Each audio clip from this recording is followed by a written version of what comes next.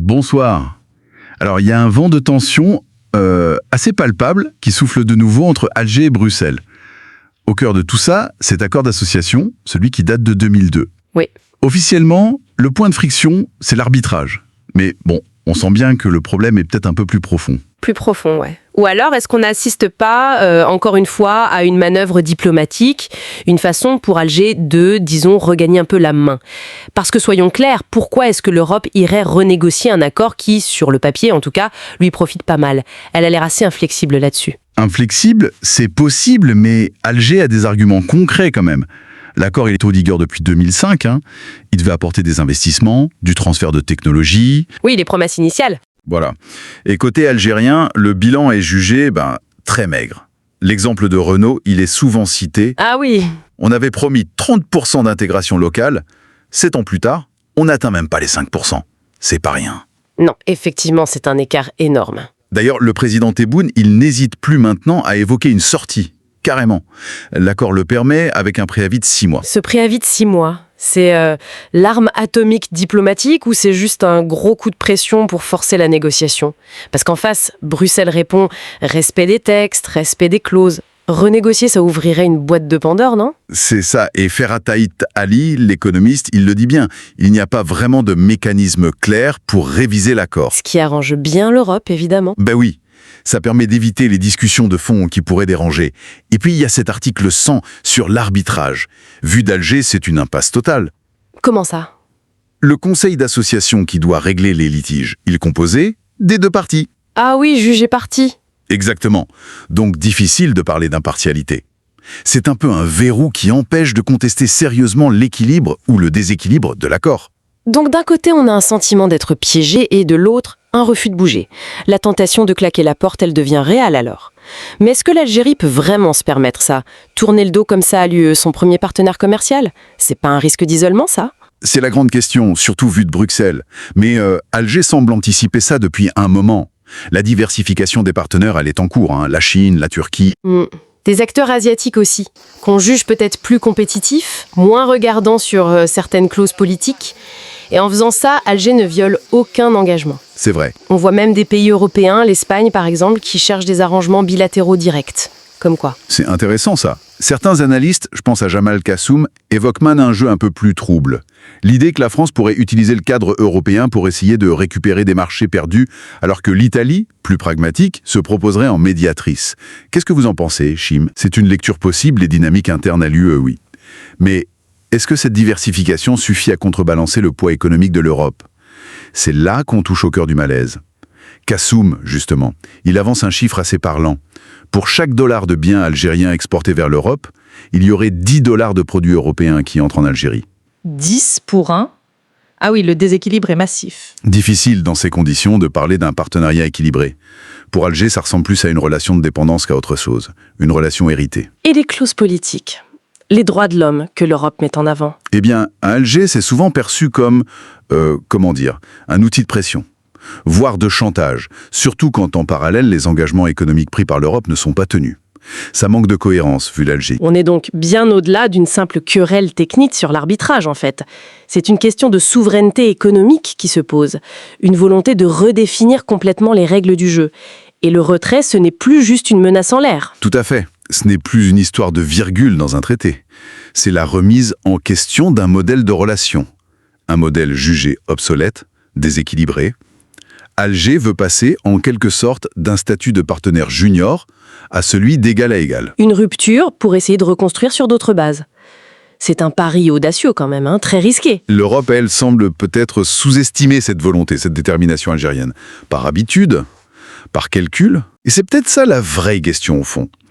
Au-delà des postures diplomatiques et des négociations à venir.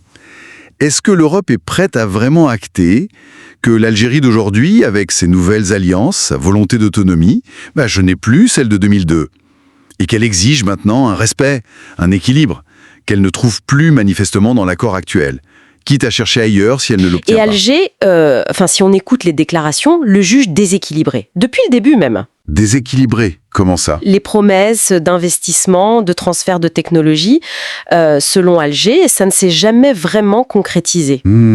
Déséquilibré. Pourtant, l'Europe a bien ouvert son marché, non? On cite souvent l'exemple de Renault, Oui, l'usine Renault. objectif 30% d'intégration locale, et au final, on serait à moins de 5%. Est-ce que ce n'est pas aussi, disons, une difficulté côté algérien à saisir ces opportunités? Alors, la perspective algérienne, elle est très différente. Eux, ils mettent en avant un ratio commercial. Ah oui, Pour $1 qu'ils exportent vers l'UE, ils en importeraient 10. Donc pour eux, l'accord a surtout profité aux Européens. 10 pour 1, c'est énorme. C'est ça. Et c'est là qu'il faut comprendre les allusions du président Tebboune à une sortie possible de l'accord. D'ailleurs, l'accord le permet avec un préavis. Oui, d'accord. Mais en même temps, c'est l'UE qui a lancé une procédure d'arbitrage, l'article 100, c'est ça? Exactement. Alors, en refusant ce mécanisme, est-ce qu'Alger ne se met pas un peu en faute? À Bruxelles, au fond, on ne fait qu'appliquer les règles du jeu convenu. Oui, mais justement, Alger conteste la validité même de cet arbitrage. L'argument principal, c'est que le conseil d'association, Celui qui doit régler les différends, voilà, pour Alger, ce conseil est juge et partie. Et en plus, il souligne qu'il ne s'est pas réuni depuis 5 ans, malgré leur demande. 5 ans. Ah oui, quand même. Donc, pour eux, cet arbitrage lancé par Bruxelles, c'est vu comme une pression unilatérale, une façon de geler le dialogue politique en fait. Une pression ou peut-être une réaction, tout simplement.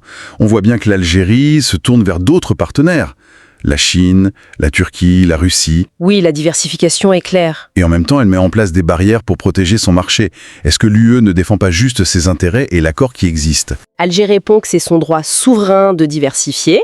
D'ailleurs, certains analystes, comme Jamal Kassoum, suggèrent même autre chose. C'est-à-dire? Que la France pourrait un peu, disons, utiliser Bruxelles pour essayer de récupérer des parts de marché perdues en Algérie. Les céréales, le lait, l'automobile. Ah, une lecture plus politique donc. Tout à fait. Et pendant ce temps, on voit l'Italie qui essaie de jouer les médiateurs, l'Espagne qui trouve des arrangements de son côté. L'image d'un front européen uni, elle semble un peu fissurée, quoi. Donc, si je comprends bien, on a un jeu diplomatique assez complexe. Alger qui se pose en défenseur de sa souveraineté, Exactement. face à une Europe qui apparaîtrait peut-être divisée et même perçue comme un peu prédatrice, utilisant l'accord, y compris des clauses sur les droits humains, comme un levier. C'est la lecture qui domine Alger, oui. Il cite des articles précis, comme l'article 46 sur les avantages pour les entreprises européennes dans les marchés publics. Pour eux, c'est la preuve d'un vice structurel. Et la menace de sortie de l'accord, ce n'est pas juste une tactique de négociation? Pas seulement, semble-t-il. C'est présenté comme l'affirmation d'une nouvelle posture.